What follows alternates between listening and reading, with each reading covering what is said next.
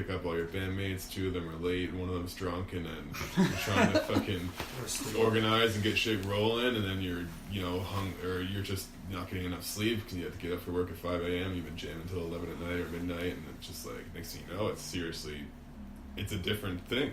Yeah. It's a different experience. And then when you're that 14-year-old kid jamming, it's just, it doesn't have all those other things attached to it. Yeah. But you're right, it's definitely, it's hard to maintain that like pure connection to why you're doing something. Yeah. I compare it, being in a band to somebody one time, and it like really resonated with them. And I've kind of used that comparison a bunch of times since. Like, to compare Oceanic to a construction crew, it'd be like, we're going to show up to your house with $60,000 worth of gear. And it's okay if you don't pay for it. Yeah. In fact, people get, what was it, motherfucker on C103 or whatever it is? Oh, who went to a local show at Monty's and was just aghast that he had to pay $8 at the door. Yeah. And he's just could not believe he had to pay so much money to see some local bands that were essentially nobodies in his eyes. And so then he's on the radio going on about, you know, just shit talking local artists super hard. I heard about not this, being willing to pay cover. And it's like, dude, do you realize? And so it's a classic argument that I'm sure there's countless memes of, but it's like that whole thing, like, oh, musicians definition, people who load 5 giant dudes and whatever 60 grand worth of gear into a $200 vehicle and travel hundreds of kilometers to play a show for a Timbit or something, and that you got to give to your dog. Exactly. And so this guy's not willing to pay cover at the door, and the construction career is a great analogy because you're paying for people that have invested time and money into developing a skill. Mm-hmm. And you don't have that skill, that you need something done or want something done, so you're going to hire someone who has that skill and that time and money invested, and then that's has a monetary value, so that person will pay you to show up and do that thing that they can't do. Yeah. But when it comes to music or any art, really, it just seems people aren't willing to fork over the cash. You know, even though we spent years learning how to do it and tons of money on the gear and I got 10 years in carpentry and 20 odd and playing guitar. Yeah. But and then somebody could argue, well, you need a house. And you don't need to hear someone play guitar. Yeah, what if you do need to hear someone play guitar? Exactly, you do. My argument is like, what's the fucking point to have a house if you can't listen to the music? Yes. The music is so integral to nature itself. You go in the forest and lay down and listen to the crazy polyrhythmic bird song going on. Yeah. Dude, Brook, it's musical. When we hiked Rosemore and the fucking songbirds, they're all singing the same song. Yeah. Some of them were a different key, like some of them were higher, some of them were lower, but they're all singing the same rhythm. It was like beep, beep, beep, beep, beep, beep, I love that. or something. That would be a sweet riff. Yeah. I love like hearing bird songs and thinking of it. Jesus Christ. I heard one bird song that I thought would be a cool riff. It was something like yeah, something like that. I've heard a bird like that in all parts of China. There's birds that make really cool. The Toast and the Bossy Sparrow. Yeah.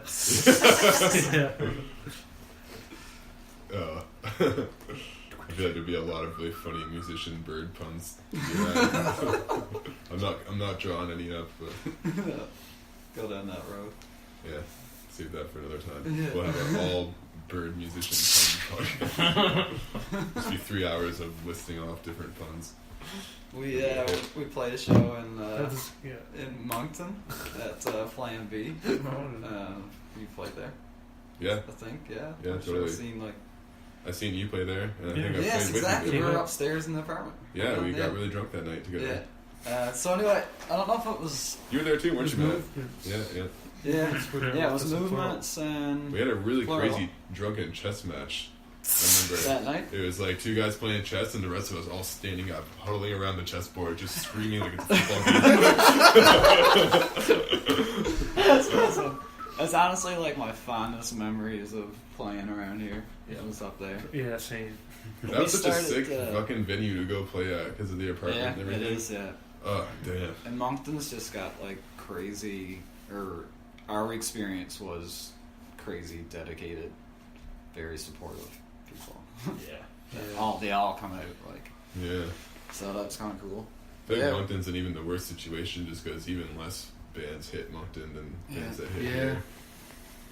Well, it's funny because like a lot of like internationally touring bands, when they do come to Halifax, they're like, "Oh wow, you guys are fucking sweet," but it's because no one ever fucking comes here, you know. Yeah. Like when Opeth came to play the fucking Forum, they were like, "You guys are sick." Yeah, I know.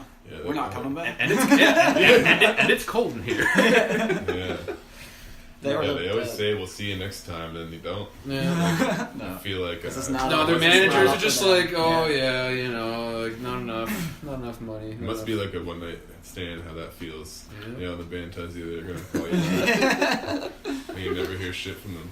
Fuck. Really Bands, a lot of bands play St. John's that don't play here. Yeah, fuck. It's crazy. I think Al was saying when I was discussing with him, I was just kind of lamenting my situation because Joe was like, I'm going to talk to him about this too, so if you're listening, Joe, I'll talk to you about it. But anyway, you know, I was just kind of lamenting because that he didn't want to, because like a lot of the songs that he and I have built up over the years are just, you know, like he'll write a first chunk, I'll write the last chunk. Right. He'll arrange it, I'll arrange it, you know, some of my favorite songs that I've bothered writing or contributing to are, you know, with him, right? So, you know, just kind of lamenting the loss of my longest collaborative creative partner or whatever. Tough. Yeah. That's like what got me into playing music. Yeah. Was a collaboration with another person. Exactly. So, anyway, but like, and Al was basically, you know, saying, you know, among basically what we've been discussing more or less for the last little bit, but just like, you know, it's a real East Coast problem, I think, to not celebrate mediocrity, but tolerate it. You know what I mean? Yeah. Like, there are quality artists of all stripes and all disciplines in the Atlantic provinces, but, you know, it's really hard to be creative enough to be an entrepreneur, but hardworking and conscientious enough to monetize and like support yourself with whatever art you're making, you know. Yeah. And so like the tendency is for mediocrity. I think you could probably say that's a problem for Canada as a whole too, but just like, you know, like when people will see something excellent and maybe even they'll get a glimmer of it, even if it's not something they'll necessarily like enjoy or like prefer. They'll be like, wow, that's really something or whatever. But like, you know, the tendency is to just shrug your shoulders, I guess. I don't know. Like, there's just a lot of tolerate mediocrity, not celebrate it, but tolerate it, and I think that's a problem. What was it? My friend told me a quote that was like, "The world is owned by the mediocre," or something like that. In a way, yeah.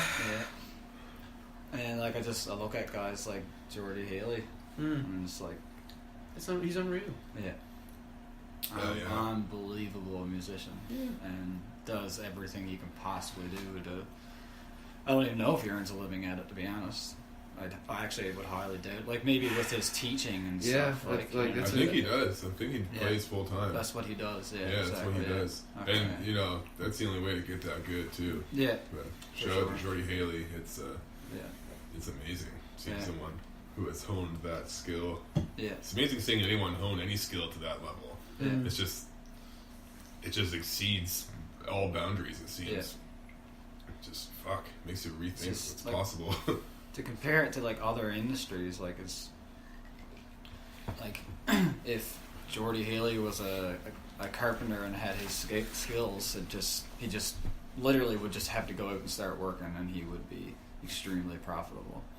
Yeah. It depends. Like, it depends on what you're getting into. You know, you can get into like wood carvings and stuff and starve to death, but you know, like there's certain values placed on that type of work too. But you know, the music industry is not set up, or doesn't operate in a sense of valuing that, and the that I speak of is a very grand, open-ended that, right? Proverbial it. Yeah, and it's very subjective, and everybody has a different opinion of that. Of course.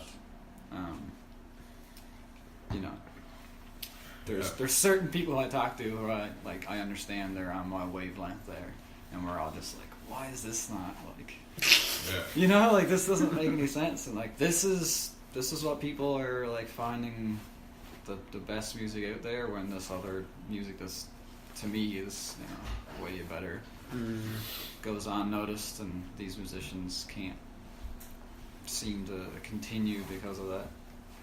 Yeah, the economy just is a slow little stranglehold. It's a little turtle. Mitch McConnell. Yeah, it's something that's a shame, even in other industries too, where it almost is encouraged to be average, because you stand out from the crowd if you're exceptional. You're taking a risk. People don't like it. People would rather you just be about as good as they are, so that they don't feel uncomfortable. But it's a weird thing. It's because you can go watch someone like Jordy play, or any of those guys, Dave Burton, and you could really think it could be disheartening, because you think, holy shit, I got nothing compared to these guys. Yeah, exactly.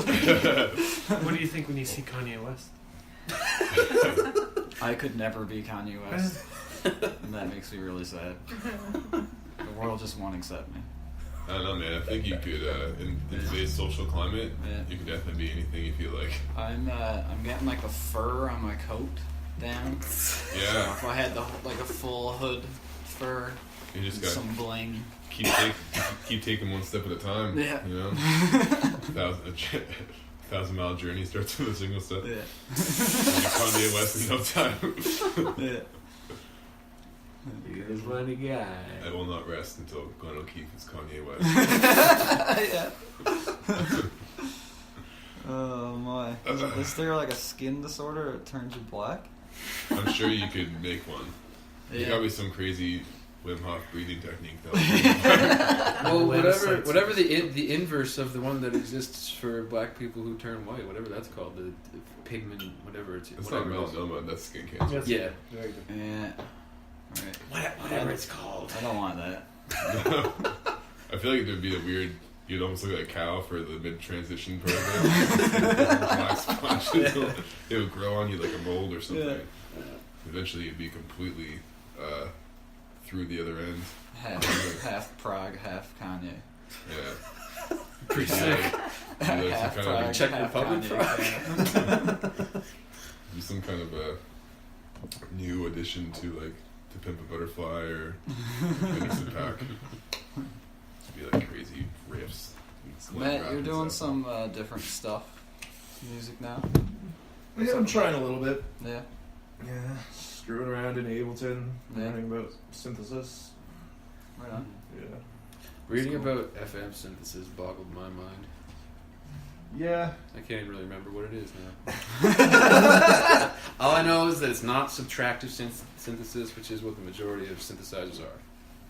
You take things away from or put them back into path of the LFO or whatever, the oscillator or the filter. I did not know that. Yeah. So what are you doing? Yeah, I've just been working on writing and getting outside of the box I was writing in before. Yeah. Listening to a ton of different electronic artists to get inspiration with it, Mm. so that I can then take all of that knowledge and go back to the writing board and start to create something that I want to create. Mm. But I'm still I still want to write the plural material. I just looking for a drummer in the meantime. Yeah. And I was thinking about having pre-recorded drums that I could use as samples live. Mm-hmm. But I like the idea of it being live. Yeah. So I can't imagine plural. having something without live drums just doesn't seem right to me. Mm-hmm. It just wouldn't have the same energy. Yeah, good point. Although, Square Pusher did some crazy shit. So like, I'm sure you could get some crazy shit on the go. Yeah.